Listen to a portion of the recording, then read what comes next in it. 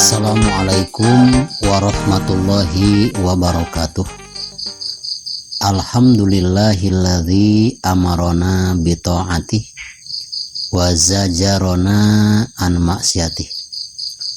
Wassalatu wassalamu ala nabiyyih Sayyidina Muhammadin wa ala alihi wa sahbihi. Amma ba'du.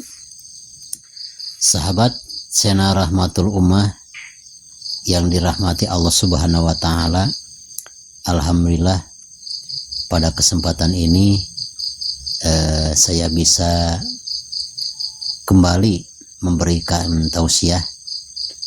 Mudah-mudahan tausiah ini bisa sangat bermanfaat bagi kehidupan sehari-hari saya dan kehidupan sehari-hari, khususnya subscriber Rahmatul Ummah maupun segenap kaum muslimin muslimah.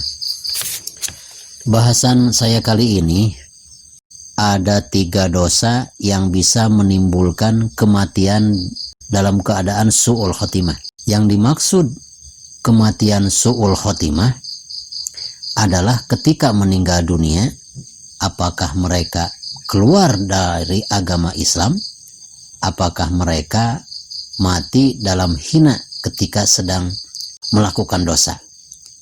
Itulah salah satu contoh su'ul khotimah. Ini su'ul khotimah itu ada 2. Ada su'ul khotimah kubro, besar, meninggal dunia dalam keadaan keluar dari agama Islam. Ada su'ul khotimah sugro, su'ul khotimah kecil, seseorang mati dalam keadaan agama Islam tapi meninggal dunia ketika sedang melakukan kejahatan atau keburukan. Na'udzubillah. Salah satu dosa yang bisa menghilangkan Islamnya seseorang yaitu tarkus syukri alal Islam. Orang tersebut tidak bangga dengan keislamannya.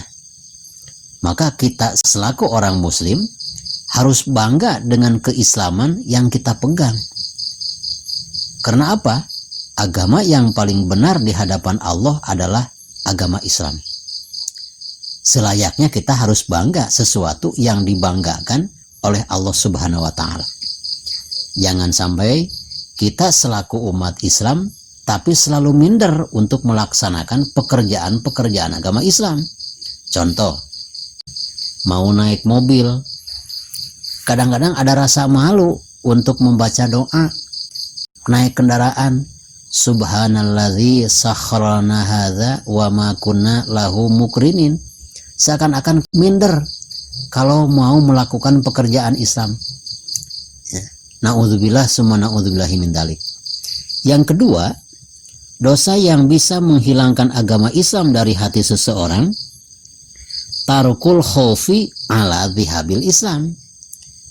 Tidak ada kekhawatiran Islam itu hilang daripada dirinya. Makanya banyak sekali dosa-dosa yang dilakukan oleh mereka dengan keadaan tidak sadar bahwa pekerjaan dan ucapan mereka itu bisa menghilangkan keislamannya. Sebagai contoh, ada misalkan orang sampai-sampai memanggil kepada orang Islam sendiri dengan panggilan wahai kafir, wahai non muslim, wahai Yahudi. Nah, ketika kita menuduh, menyebut kepada orang lain yang beragama Islam, lalu disebut dengan sebutan kafir atau non muslim, maka keislaman orang yang menuduhnya itu hilang, harus bersyahadat kembali. Na'udzubillah summa na'udzubillah min dzalik. Jadi bagi orang yang merasa ada rasa takut keislamannya, takut hilang dari dirinya, maka selalu hati-hati dalam bicara, selalu hati-hati dalam berbuat. Karena kadang-kadang pembicaraan kita pun bisa menghilangkan keislaman kita. Salah satunya seperti tadi kita memanggil orang muslim sebagai dipanggil dengan sebutan non muslim. Na'udzubillah. Yang ketiga, dosa yang bisa menghilangkan keimanan seseorang, keislaman seseorang dalam hatinya, wadzulmu alal ibad. Banyak dolim, banyak mengkhianati kepada sesama makhluk hidup. Nah, jadi apabila hidup kita selalu merugikan kepada orang lain, dikhawatirkan kita meninggal dunia dalam keadaan su'ul khotimah.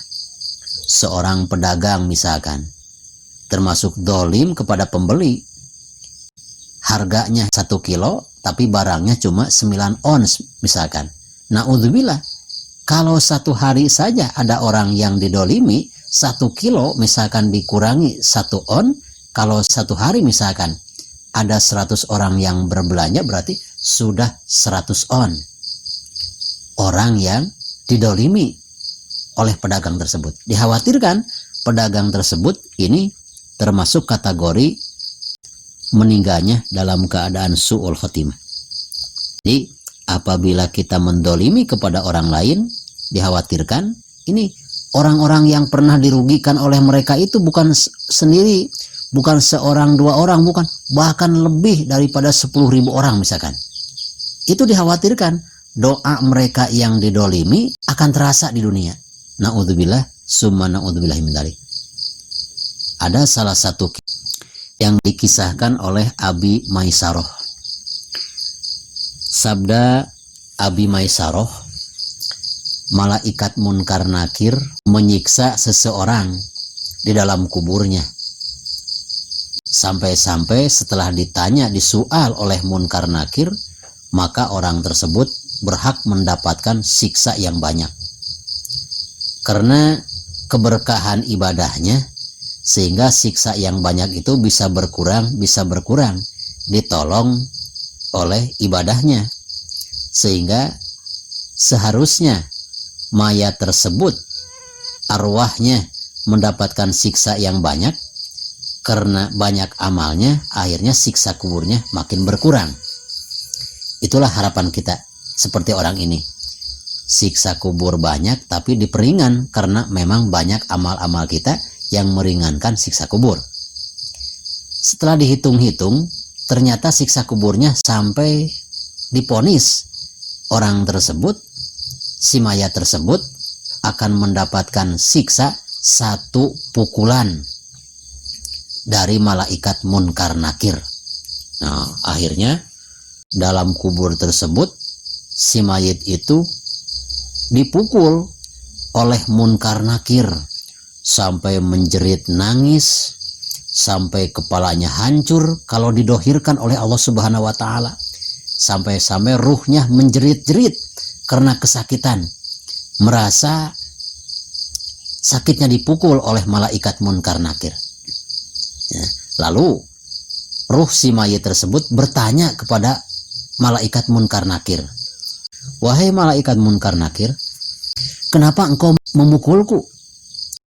Kata malaikat Munkar Nakir, "Marorta birojulin madlumin pastago sabika palam tagishu pahadha halul ladzi lam yagishu al madlum pakaifa yakunu halu zolim."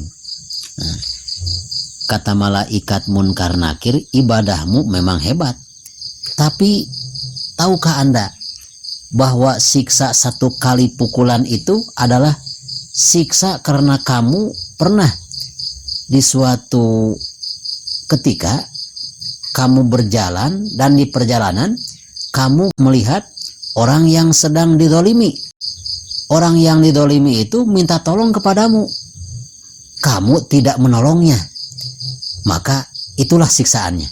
Itu kata malaikat Munkar Nakir, karena kamu melihat seseorang yang berhak mendapatkan pertolongan dari kamu dan dia meminta pertolongan kamu, tapi kamu tidak menolongnya, itu kamu berhak mendapatkan 1 pukulan.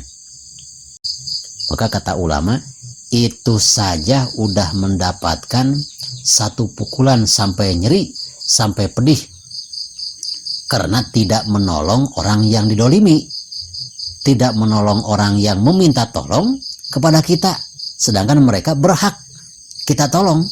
Siksaannya itu, apalagi kalau kita berbuat mendolimi orang lain. kita memukulnya, kita merampas hartanya, itu terlalu besar dosa mendolimi orang lain. Orang ini juga walaupun tidak mendolimi orang lain, hanya tidak menolong orang yang minta tolong. Dalam posisi orang tersebut ya, dalam keadaan didolimi. Na'udzubillah, summa na'udzubillahi min dzalik. Mudah-mudahan dengan kisah ini ya, kita bisa menjauhi sifat mendolimi kepada orang lain. Wassalamualaikum warahmatullahi wabarakatuh.